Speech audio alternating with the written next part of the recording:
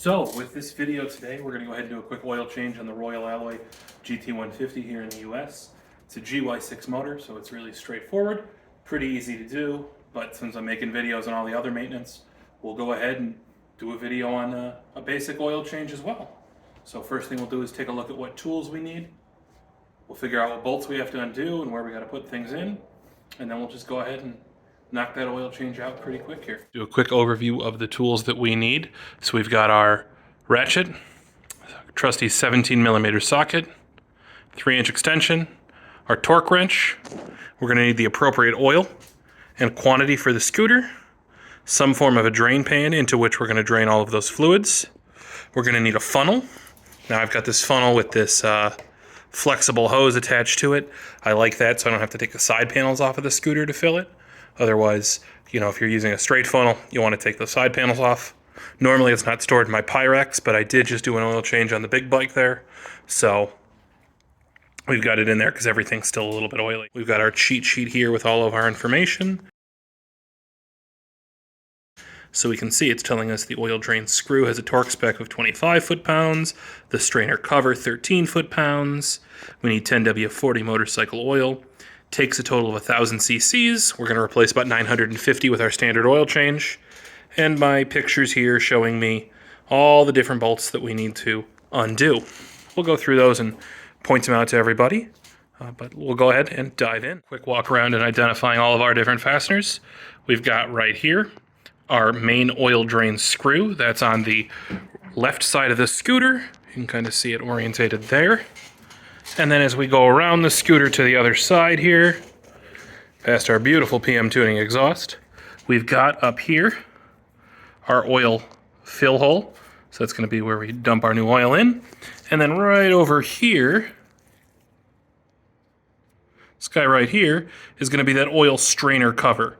Since this is a GY6 motor, we don't have an actual oil filter to change, just that strainer. First step here is going to be just to go ahead and open up our oil fill hole with our dipstick. We'll just pull that out, we'll set it off to the side on a rag, and we'll move around and start draining our oil. So we just take our 17mm socket, drop it onto our wrench here, and then we're just going to go ahead and we're going to get it set onto our drain bolt and start getting ready to break that loose. Now I've got my oil catch tray in here. I'm going to move it out of the way for the moment, and we'll just go ahead and break that bolt loose. 25 foot-pounds, so it's not too much effort. Then we're going to take our oil drain pan here and just slide it into place. You can see I've got this triangle drain pan, which I like because I can sort of fit it in a little bit better. When it comes time to actually drain, I'm going to hold that in place like this as I let the oil drain out so I can catch it all, and then we'll move over to the other side. So, to accomplish this, what we're going to do is bring you up a little bit for a better vantage point. This is where that extension comes in handy. Take that extension, and we can use that so we can just back it out with our fingers. As soon as that's out, our oil comes pouring down. We'll go ahead and set our drain bolt off to the side. We can see right here, there's that oil. We look at that oil, let's just take our flashlight. We can see, color of the oil looks pretty good. We don't have any crazy flecks of metal or any weird colors or smells coming out of our oil, so that's a good sign. And we're just going to let that continue to drain for a few moments. Finishes dripping down here. You can see I sort of set the pan in so the point of that triangle is still catching any of our drips. And then we'll go ahead and we'll take our fill bolt here and reinsert that into our hole. And we're going to go ahead and we're going to reinsert that right here. Just tighten it in a little bit so it stops dripping on us.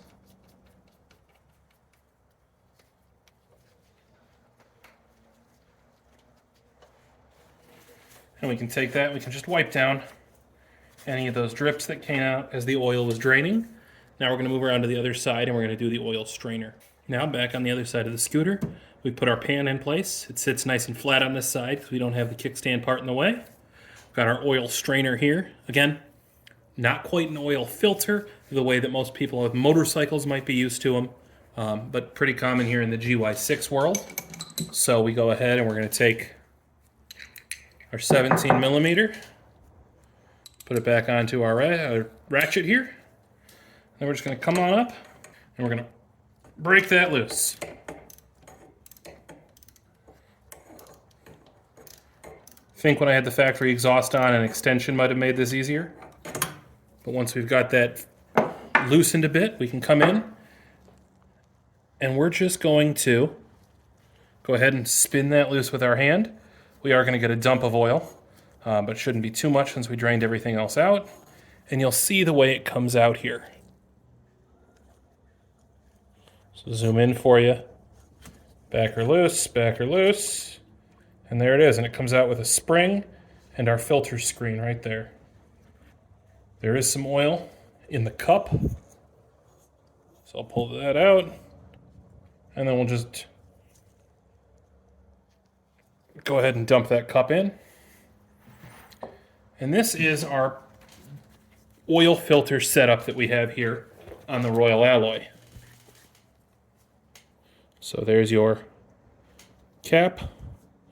Your spring that holds it in place is our oil filter screen.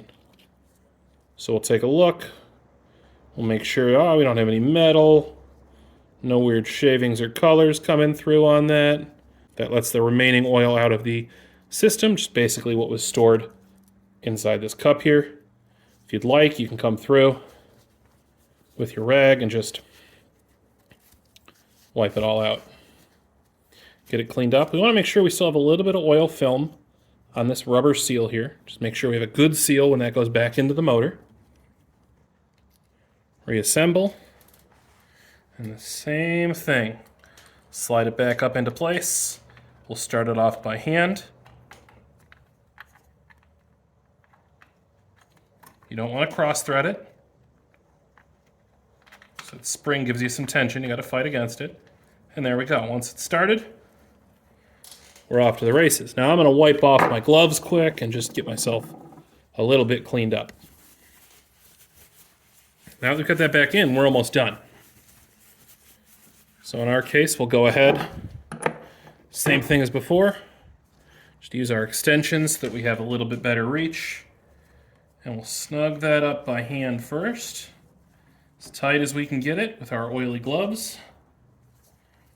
And then it's time to go back to the torque wrench.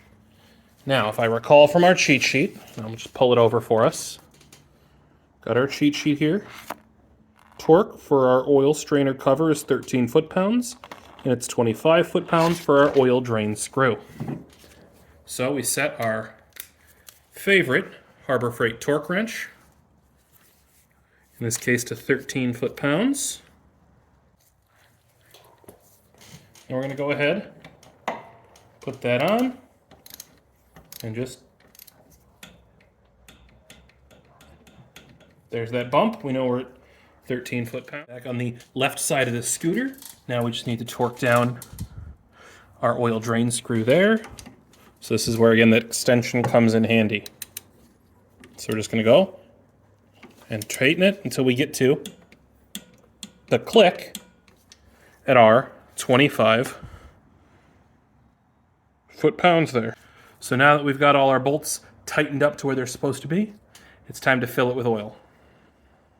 Moving back over to the right side of the scooter, we've got our drain fill hole here, got our dipstick, and all we're going to do is take that funnel that we talked about earlier, this guy right here, and our oil, 10W40 that meets all the appropriate specs, and we know that we're going to need 950 milliliters. So to do this, we'll drain some of the other motorcycle's oil out, whatever was left in that tube there. Wipe it off with a rag. And as I mentioned, if you have this nice flex fill funnel, little plug for probably AutoZone or wherever I purchased it, but you don't have to take the side panel off. If you're using a standard funnel, yeah, you'd probably be better off taking the side panel so that you don't have to worry about fighting with the angles like this. But that being said, we're going to take our oil. Got 946 milliliters of oil. The engine calls for 950, so we're going to fill it up, and then we'll check our dipstick afterwards and make sure that we're about where we need to be. Now, with our funnel in place, we're just going to take our oil and pour it in nice and slow. Just let that feed into the motor. You don't want to go too fast or it'll back up and start pouring out right at the fill hole. We'll just go ahead and we'll keep filling it with oil through pretty much the entirety of our container. Calls for 950 on an engine oil change. We've got 946 going in from our Mobil 1 bottle here. And just let that fill up into the motor.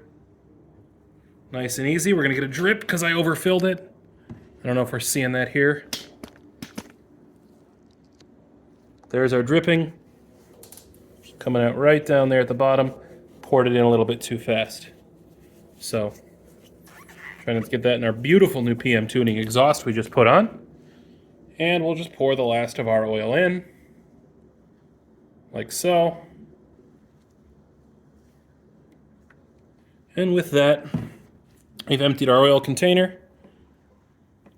We'll flex our tube here just to get the last of that oil into the scooter. We can pull it out and use our finger. Just walk that all down to the end. You know, it's got ridges.